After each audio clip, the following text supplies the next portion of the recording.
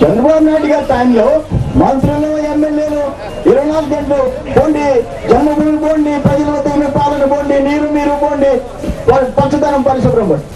రాత్రనక పగలనక తిరిగే పని మేము చేసాం. మేము మంత్రులు, మేము క్యాబినెట్ లో ఉదయం 9 నుంచి 10 దాకా ఈ మీటింగ్లు ఉన్నాయి. ఈ ఊరికి పోయినా, మధ్యాహ్నం అన్నం తిన్నా, 10 నిమిషాలు పడుకున్నా ఇవ్వాలని ఇచ్చేవాళ్ళం.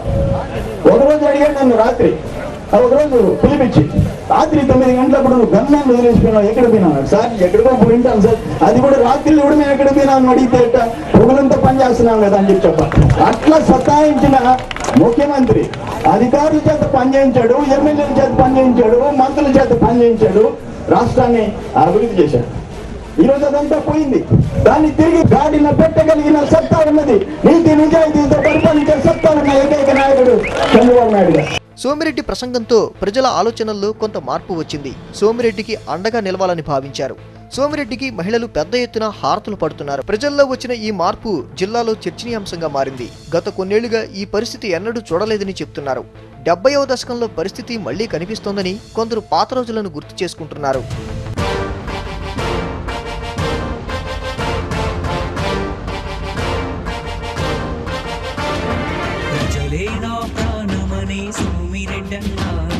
సర్వేపల్లి అండదండ నువ్వేనన్నా, ప్రజలే నా ప్రాణమనే సోమిరెడ్డన్నా, సర్వేపల్లి అండదండ నువ్వేనన్నా.